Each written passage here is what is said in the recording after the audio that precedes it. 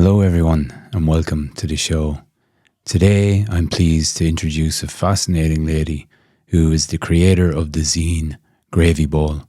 And this zine shines a light on some of the historic misogyny in professional wrestling, dissecting the controversial moments, stories and figures that have shaped the industry.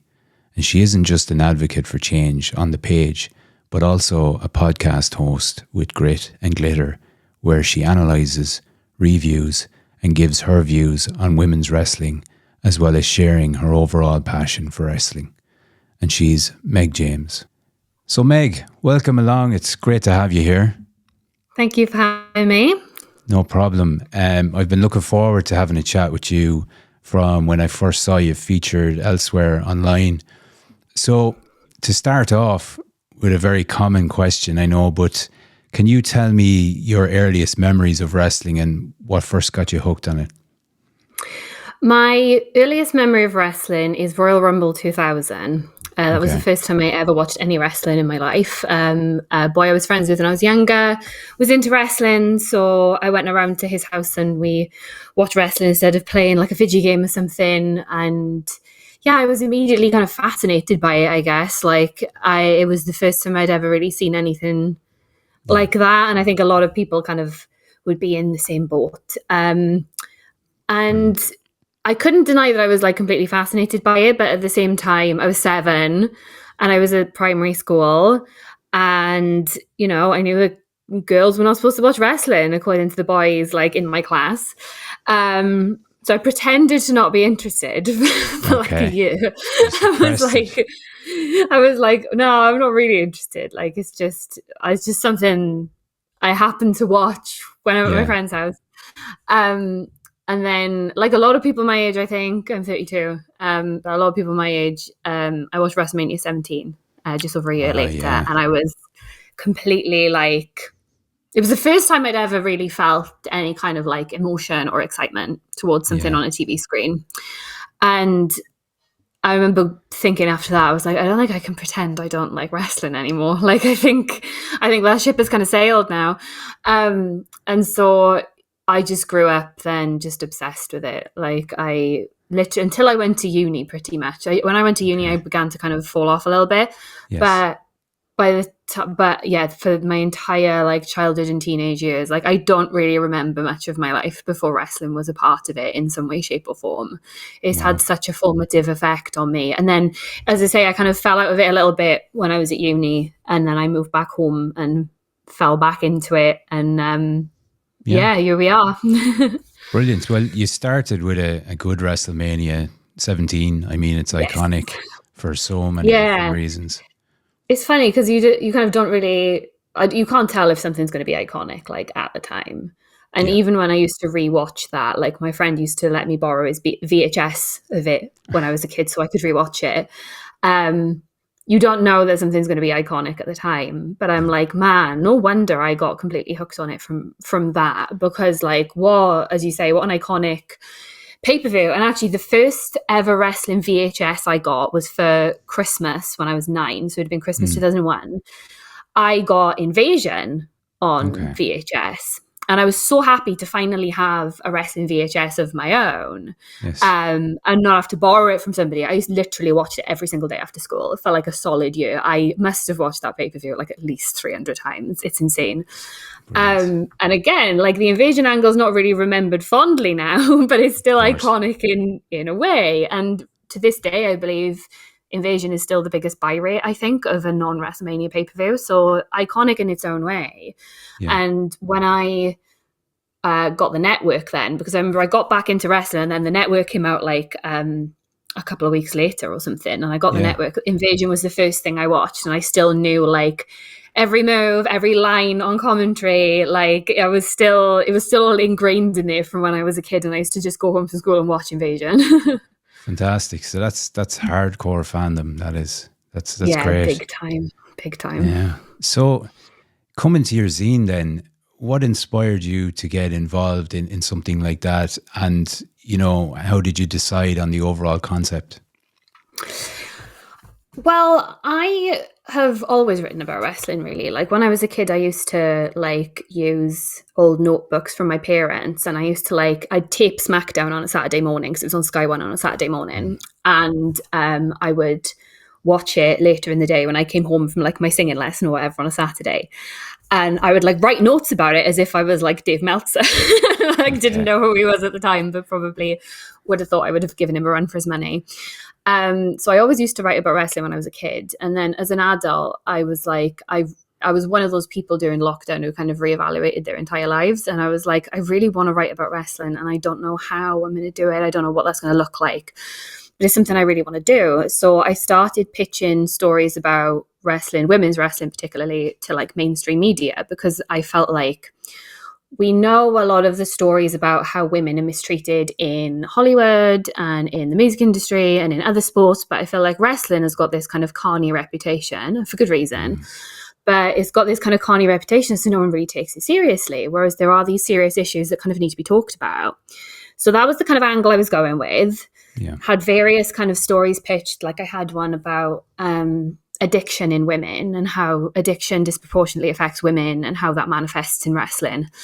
Nobody wanted any of them. And I was kind of a bit like, I don't really know what I'm going to do here. Like I want to get my writing out there, but I don't really know how to do it. And then I met my partner, Jim, who has been making music zines for a number of years because he puts on hardcore shows and things like that. So he's been making music zines for years. So when I met him and he was showing me the zines he'd made, I was like, well, maybe this is how I do it. And then the kind of cogs started turning then for like, what if I made a zine with the stuff that I want to write about? And in terms of the concept, I had a few different ideas before I settled on what I settled on. My first idea was I wanted to do like a vintage style newspaper type thing, and have it as like a sort of Victorian gossip column type thing, but it was about like women's wrestling. I was like, I don't know. And then I had the idea of doing it like a kind of teen girls magazine. But again, kind of was a bit like, I don't know. And then my partner and I were watching SummerSlam 2005, and there's a scene in SummerSlam 2005 where all the divas, like all the Diva Search girls and that, are washing Vince McMahon's limo, and he like rolls the window down and says something like, "It's good to be me," or something gross like that. And I was kind of going down the line of these women, and I was like, I don't really remember any meaningful storylines any of these women were in. I don't really remember many of them challenging for the women's championship or anything like that. But I remember that all I remember really is that they were in Playboy and Maxim and things like that. And then I kind of had the light bulb moment of I was like, oh my God, I could make it look like a men's magazine, because that's what the women were kind of doing at the time. Like that was kind of seen as the pinnacle of women's wrestling at the time, was being in Playboy rather than being the women's champion. And I think it also works because these women, you know, were seen as eye candy. They were seen as, you know, for their looks and things. Whereas if they'd bothered to kind of look past that, they would have kind of gotten to know these women as performers and as wrestlers and could have created some really amazing moments with them. It's the same with my zine. Like it looks like a kind of sexy men's magazine. Well, yeah. And I have just, you know, for the people, they can see it. It is quite clever, the design. And like you say, it harps back to the likes of FHM or Maxim, you know, that we would have seen back in the day. Yeah. Like I found this website of all old magazine scans. So I was researching like Nuts, FHM, Zoo, Maxim, Playboy to see kind of what they were like. So yeah, it looks like this kind of sexy men's magazine, but in actual fact, it's quite critical of that particular era of women's wrestling in the early 2000s, which I think is the era where WWE kind of did a lot of damage to the reputation of women's wrestling. Yeah, and the name then, Gravy Bowl, that I guess you take that from, you know, a particular time in WWE as well, where there was certain matches, you know, like bra and panties matches and all these types of things going on. There was I think a Gravy Bowl match of some sort, or gravy bowls, eggnog if it was Christmas, mud, like just various kind of liquids that the women would wrestle in. And yeah, the gravy bowl didn't really come from anywhere. Like with the style of the zine, that definitely came from a very specific moment where I was like, oh my God, I could make it look like this. And then gravy bowl just kind of sounded good. I was like, I think it's a cool name for Yeah. zine that covers that particular era of women's wrestling. And, you know, I've had wrestling fans buy it and they know exactly what it means. But then I've had non-fans buy it as well. Like some of my friends have bought it. And they're like, why is it called Gravy Bowl? And I have to kind of explain to them that, like, this was actually something that happened. And, you know, they're horrified by it, as like you would be. Yeah, well, look, my wife has had a read through it as well, and she was quite shocked. She's not a wrestling fan either, so but she is quite intrigued now as a result. And I guess with the impending Vince McMahon documentary that's coming up on Netflix, it's going to be a must see for a lot of people. Yeah, I think like I'm kind of in two minds about it. I'll be honest. I'm not really sure. I actually wrote something on Substack earlier this year about how I was kind of finding it hard to enjoy wrestling with that lawsuit kind of hanging over everything. Even though I don't really watch much WWE anymore, it still felt like, you know, wrestling's been such a huge part of my life and it's brought me so much joy, but it's brought, you know, this woman, countless others probably, so much unimaginable pain. And so I felt really guilty about it. Yeah. And, you know, so that's kind of in my mind. I'm like, I want to watch it to see what it's like, but also I kind of don't want to give anything with Vince McMahon's name on it, like my views, basically. So, you know, and especially because also this month, Queen of Villains is out on Netflix, which is a dramatization of the career of Dump Matsumoto, iconic Japanese women's wrestler. So, yeah, it'll be interesting to see what people think of the Vince documentary and how honest it actually is. Well, that's the thing. I don't know how deep they're going to go or get into the nitty gritty of it all, considering the deal that WWE have with Netflix for it all moving there next year. So, and look, a lot of fans still see Vince as the godfather of wrestling, and he did transform the industry in a way during the 80s and 90s, but that doesn't excuse him for, you know, the other things that he allegedly got up to and so on.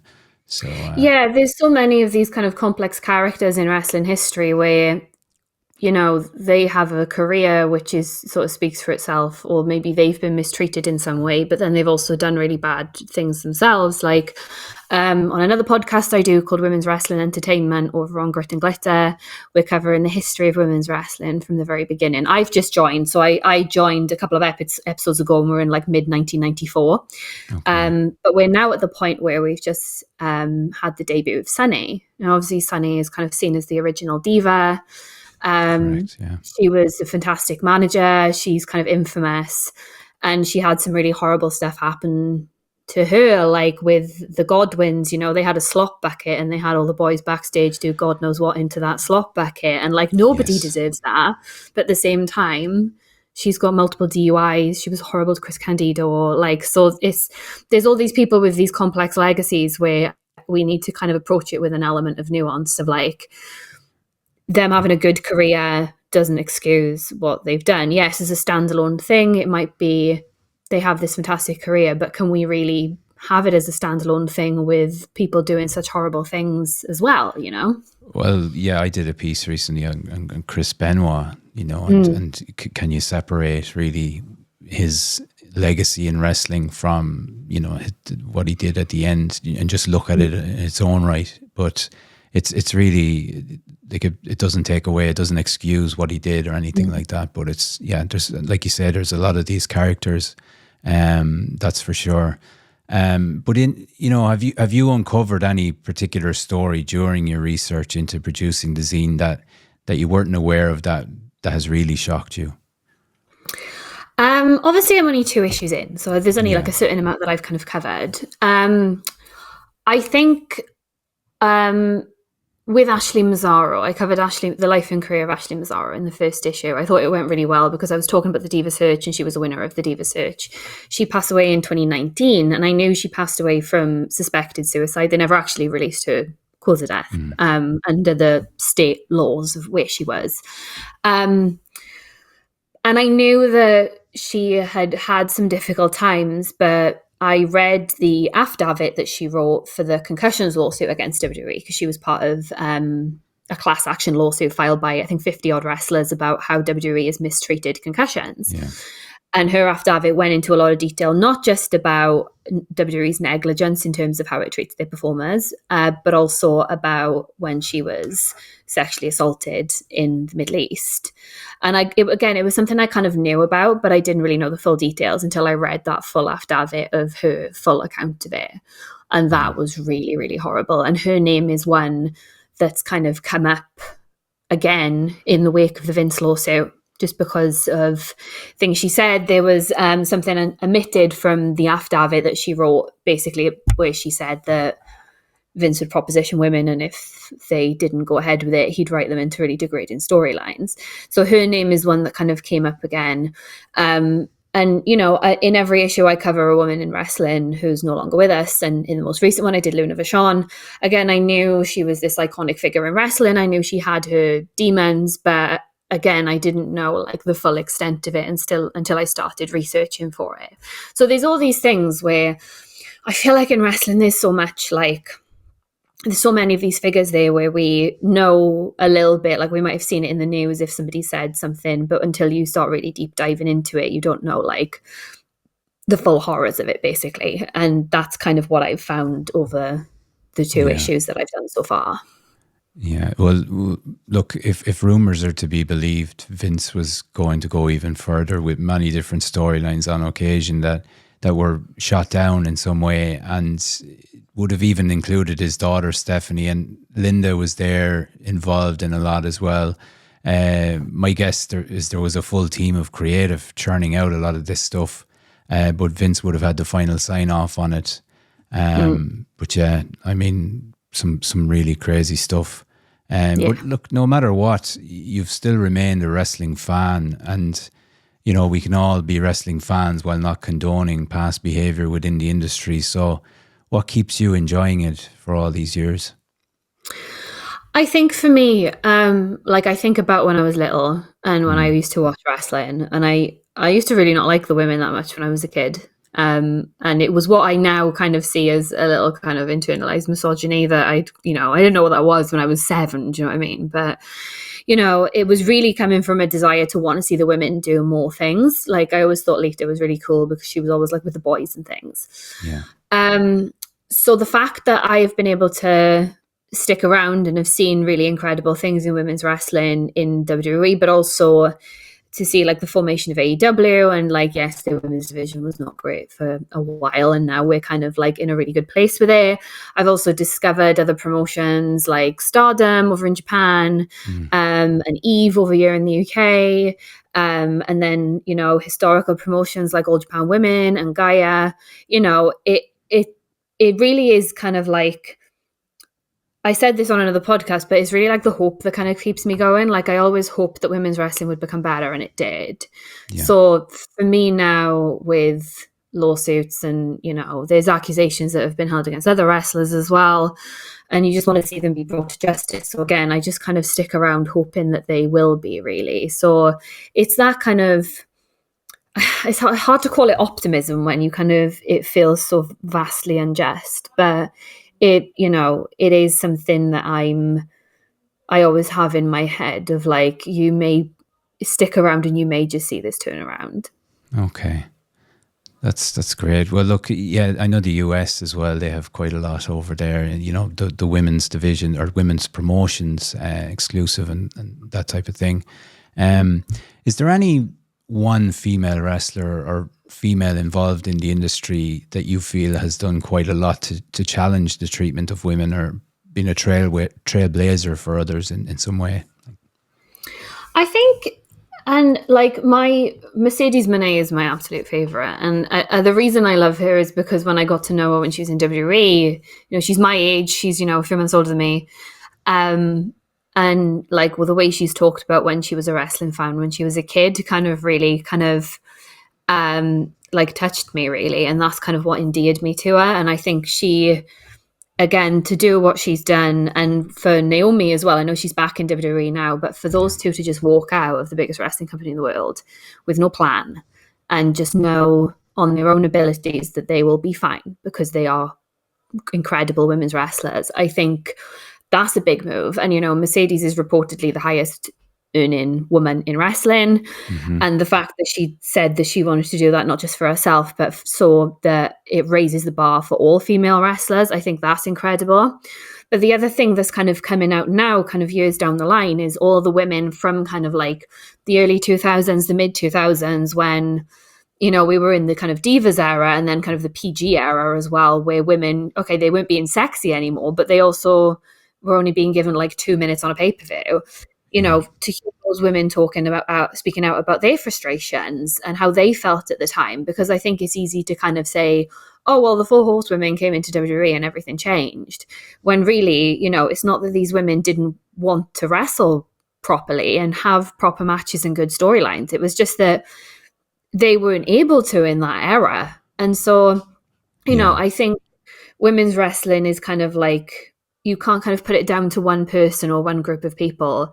You know, there's generations of women in wrestling who have contributed to how it is now, and there are women wrestling now who will contribute into it for generations to come. Like, what I think is incredible at the minute actually is obviously a big kind of milestone match in WWE was Sasha Banks versus Bayley at TakeOver Brooklyn back in 2015. Mm-hmm. And obviously 9 years ago now. Yeah. And at the time you could feel the impact of it. At the time you could really feel something shift in the way that women's wrestling was being presented and in the way that they were allowed to go out there and have the incredible match they did. I think really we're feeling it even more now because there's women wrestling now. There's women signed to major promotions who started wrestling because of that match. And I just think that's incredible. Like, what a development to see in women's wrestling, that there are women wrestling now who watched matches back then and decided they wanted to do it because they saw that it was possible. No, definitely. And you mentioned Bayley there, and, you know, section of fans have been critical of her in recent times and body shaming her for how she looks, which is a disgrace, you know, to be perfectly honest, considering her abilities and what she's achieved and so on.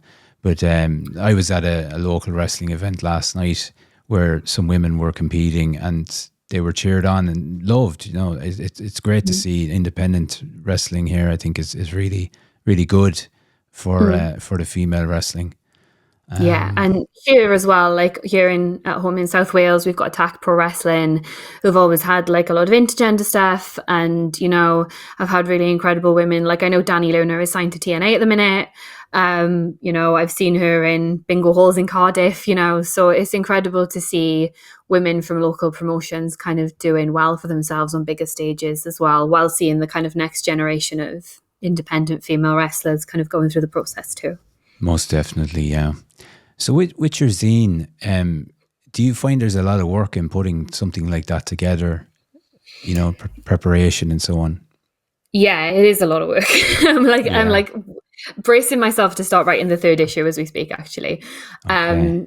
Yeah, it is a lot of work because I obviously have to decide what I'm going to write about, and then I have to research it and then put it together. And then, so I write everything first. I do like, I cover a storyline or like something that happened at the time. And then I'll do a little essay about kind of tropes within women's wrestling or things like that. And then I'll do something about a woman in wrestling who's no longer with us. Okay. So I write everything first, and I kind of leave it then. And then, because as soon as I write something, I'm like, this is rubbish and I don't want to do it. So I have to leave it and like not look at it for a few days to like kind of come back to a normal headspace about it. And then I start putting the pages together. And that's honestly the hardest bit, is because I know that a lot of people use stuff like InDesign for making zines and things like that. I do not. I use Clip Studio Paint because it's what I have and it's what I'm used to. Okay. So I do it page by page, making sure all the lettering's right, all the spacing is right, putting pictures in. So formatting it can be quite difficult, especially because I'm doing it off my like old laptop. So it like runs really slowly and like shuts down if I try and like literally the last issue, there was one page where I had like a block of text like in italics. and I put it into italics, and literally my computer stopped for like a solid 15 minutes to process putting this stuff into italics. So, you know, and I'm editing as I go as well. Like I'm copy pasting stuff into Clip Studio to make the pages. And I'm like, I don't like how this sounds. And I'm literally editing right up until the last second. So yeah, once I've kind of designed everything and put it together, then I'll send it off to the printers. So yeah, it is a lot of work. I think if I was to work on it, probably not like full time, 7 days a week, I could probably get one done in maybe like a week and a half to a fortnight. But I don't have that kind of time to be spending on it, unfortunately, especially since my work situation has changed since the last Zine as well. So I'm trying to find the time to kind of do things. So it is a lot of work, but obviously, if I didn't something you're passionate about, so yeah, exactly. Like if I didn't love writing about it, you know, and it's hard to write about as well because I've picked really miserable subject matter as well. Like if I was writing some like really fun zine about how great like women's wrestling has become or something, then it would probably be like quite a nice experience. But unfortunately, I've chosen to cover misogyny and how women are mistreated in wrestling. So it does make me really angry and it makes me really upset when I'm writing it, because I'm just covering this absolutely miserable stuff.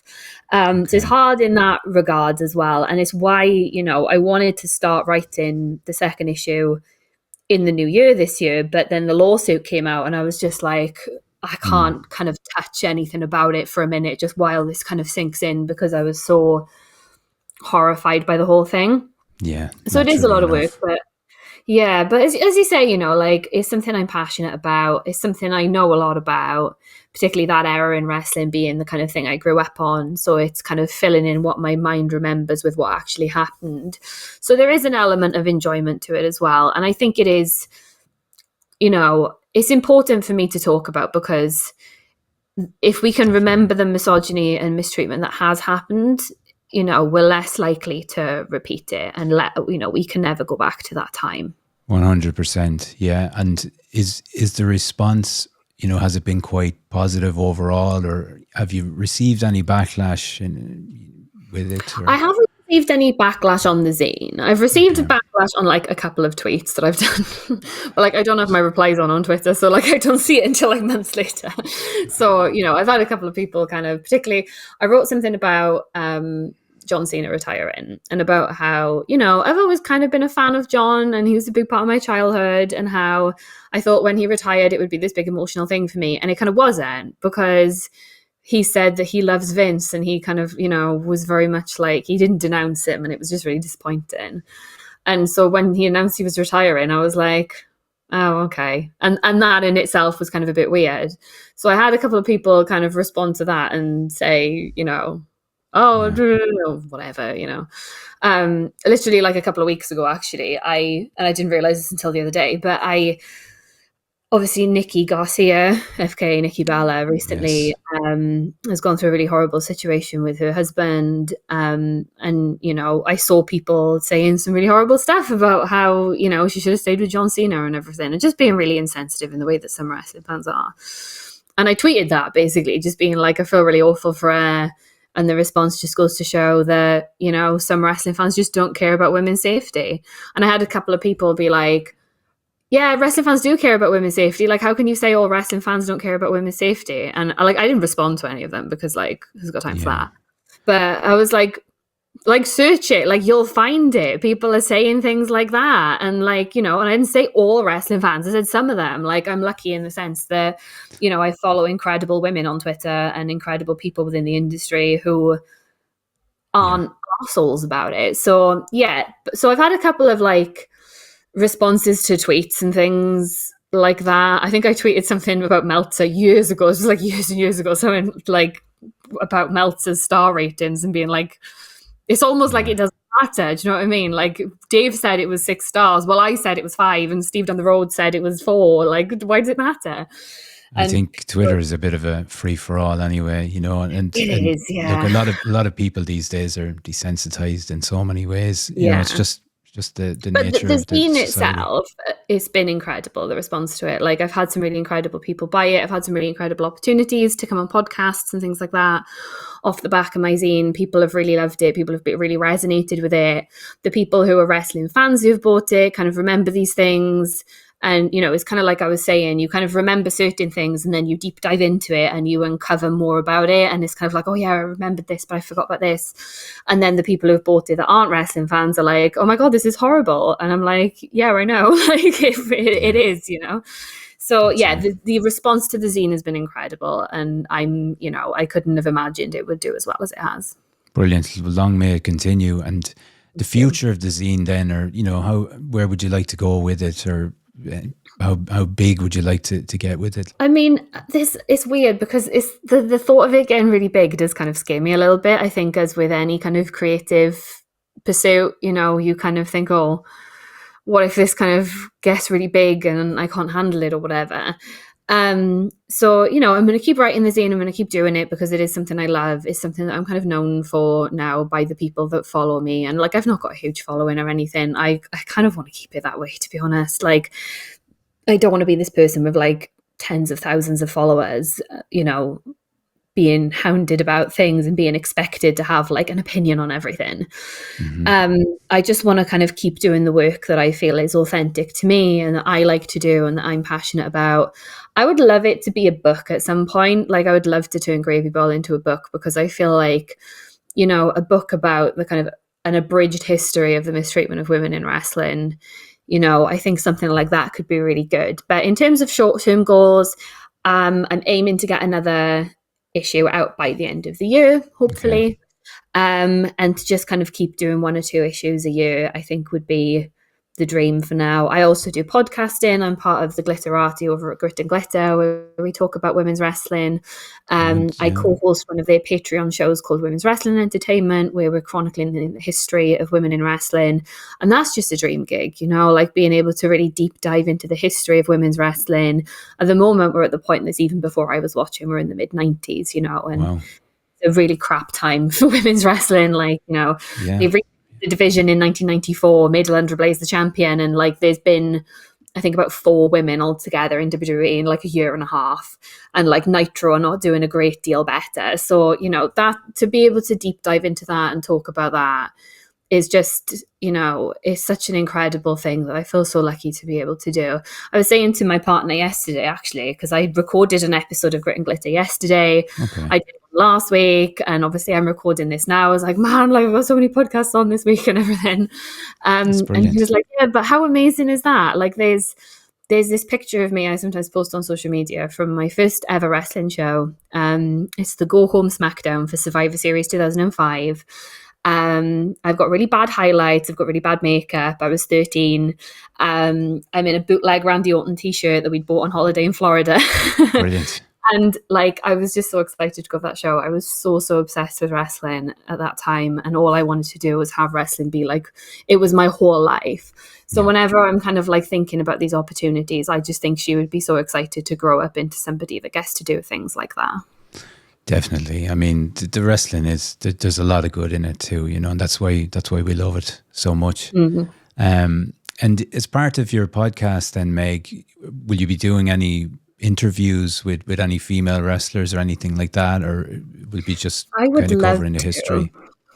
So on Women's Wrestling Entertainment, we do specifically cover the history, but on the main Grit and Glitter podcast, we do a variety of things. We just did one where we had 2 people from Patreon choose a wrestling match for us to watch, a women's wrestling match. And then myself and Laz, who's the other newest member of Grit and Glitter, also chose a match each to watch. And I chose the infamous hair versus hair match, Chigusa Nagayo versus Dump Matsumoto from All Japan Women's in 1985. It's one of those brutal matches of all time, so I made everybody watch that. So we cover a variety of things, really. I would love to interview people. I've been thinking for a while, maybe at some point I'll do it, of maybe kind of interviewing female trainees in a couple of the schools around Cardiff. We've got New Wave and in Cardiff. So, I would love to kind of interview people. I also had an idea, and I don't know whether I could make this happen, but of like interviewing old women who used to be wrestling fans, like women in their like 60s, 70s, 80s, 90s, if I can find them, like about what it was like to be female fans in a different generation. So yeah, I'd like to do some interviewing. Sounds fantastic. definitely. Yeah, so I'd like to do that kind of thing, but also just covering women's wrestling. Historical stuff is kind of my thing, like kind of retrospectives and, deep dives into things is what I really love to do. Okay, so the likes of Sensational Sherry then, and Medusa and people like that. Fantastic. Brilliant. And if some young females then are listening or who might be interested in starting their own publication or getting into podcasting, what advice would you give to them? I think my advice would be like, just start writing, and like, it will be bad. The first stuff you write will be shit. Like, I don't know, like there's no, and I'm so bad for this as well. Like I am not someone who likes doing first drafts of things. I'm like this, everything has to be perfect from the go. So this is as much advice for myself as it is for anybody else. But, it is possible. Like, I had never made a zine before. I had never self-published anything before. I had done little blogs here and there over the years, but I'd never really done anything on the scale of Gravy Bowl, and really like having something that had like my name attached to it as well, so it is possible. I think it's important to just kind of have some belief in yourself there, but also don't be afraid to ask other people like for help. Like, I'm very lucky in that I had my partner, so I had someone, and still do have someone there to ask about, the practicalities of making a zine. Because for me, it wasn't about what I was writing. It was like the practicalities of like, how am I going to print this? How am I going to make this? How am I going to send it out? How much is it going to cost me?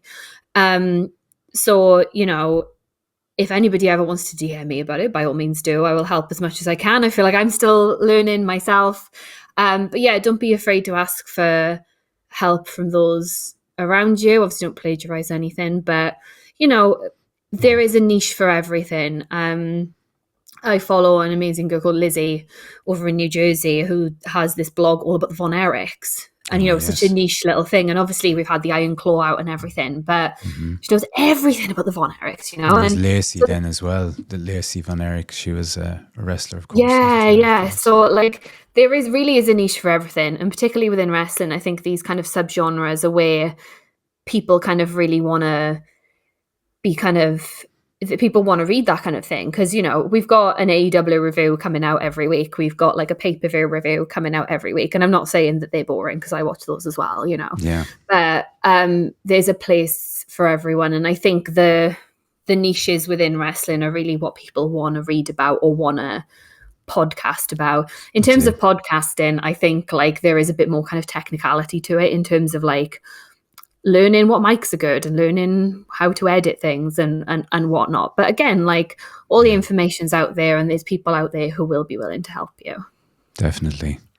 I've put together just a couple of fun questions to ask you. Okay. I hope you don't mind. But no, of course. If you could only watch matches from one wrestling era going forward, what era would it be and why? I think I would probably, so an era specifically, but I can watch from any promotion within that era, basically. Probably the 90s then, just because it was kind of like, I started in 2000, so I feel like the lead up to that would be really interesting to deep dive into. Like, I have watched some stuff from the 90s, particularly through doing women's wrestling entertainment. I have watched some stuff from the 90s. But I think like, Japanese women's wrestling in the 90s, and a lot of older Japanese stuff. That's the thing, is there's so much stuff out there that it is impossible to kind of become an expert on one thing in wrestling, I feel like. So yeah, I would love to kind of deep dive tons of different promotions in the 90s, like not just in the US, but like the UK, Mexico, Japan, other countries where we don't really see much about their wrestling scenes. So yeah, probably the 90s. Okay. And if you were to create an all-women's wrestling promotion, what do you think you'd call it, and what would set it apart? Oh, God. This is really tough, because I feel like if I was creating a women's wrestling promotion, I would basically want it to be Pro Wrestling Eve, because I think they're incredible. Like, they're this kind of like punk feminist promotion, which I think I was talking about it last week on a podcast, and I was saying about how I feel like a lot of people, even if you don't watch wrestling, you can kind of get behind the ideology of it. So I would love something like that. I would love to do something kind of like Lucha Underground, because and that's another thing I could talk about for hours, is Lucha Underground and how incredible it was and how ahead of its time it was, because I loved it. But something like Lucha Underground, but like all women, and you've got that kind of like the heritage of like masked wrestling and things like that. I was actually playing a video game recently, and the thing it was about was like Japanese mythology and pro wrestling. So that was Wow. really cool. So yeah, I don't know what I'd call it. I'm kind of bad at coming up with the names on the spot. But I would love That's to fine. do a Lucha Underground style The all idea women's is good. promotion. Yeah. Yeah. Final one for you. If you were a wrestling character, what would your gimmick be and what kind of signature move would you have? So signature move, I've had this in my head for ages. I am a really big fan of a swinging fisherman suplex, which was Perry Saturn's finisher back in the day. The moss covered triangle family cadenza, or whatever the full name of it was. I think Xavier Woods did a similar thing when he was in TNA, but I think there's such innovative finishing moves now, like, There is. and I love a kind of something really cool like that. I don't know what my gimmick would be. I honestly think I'd be better as a manager than as a wrestler, or as like a broadcaster rather than as a wrestler. Like I'm less keen on him now, but like I grew up kind of watching Paul Heyman just be like super Yeah. gobby and just like It's trash fantastic. talking everyone, and like looking at people like Sherry and all these incredible managers. I've always kind of really wanted to be the manager more than I've wanted to be the wrestler. So I would love to be in a kind of like manager confidant style role where I would basically just get to talk shit, basically. Good stuff. Yeah, and maybe commentating as well. It would be something interesting, further down the line. Yeah, For you, I would definitely be like a heel commentator. I would be like Nigel McGuinness in that, like, I would just have to get my jabs in there, like, about whoever it was that I didn't like, because I just think I find heel commentators to be so funny. Like, we've seen bits and bobs of it, and like I say, at the minute, Nigel McGuinness is just like on a tear about Brian every single week. I've always loved heel commentators, so I'd love to do something like that. Brilliant stuff. Yeah. Well, I have to say, Meg, it's been an absolute pleasure and very interesting talking with you. I was looking forward to it, and you're doing great. And if anyone listening wants to follow you and what you're doing, where are the best places to find you online? So you can find me at the Meg James on Twitter /X. It's the same on Instagram, but I'm not really on Instagram very much. So, don't expect very much. In my Twitter bio are the links to everything I do. So the link to my zine, the link to the podcasts I do. This will also be on this. My Substack is also on there. My Substack is free to read, and I don't have paid subscribers on, so it is completely free to read a couple of little excerpts from my zines, as well as some other little things I've written about as well. But yeah, the Meg James on Twitter is the best place to find me. Excellent. Well, I wish you every success in the future with your zine, your podcast. It's admirable what you're doing with bringing some much needed attention to the topics. So well done. And guys, make sure to give Meg a follow on her socials and keep up to speed and support her. And you can also find me on Spotify, YouTube, Instagram, and wherever you get your podcasts. And thanks for tuning in. I'll speak with you again very soon. And until next time, take care and keep grappling with greatness.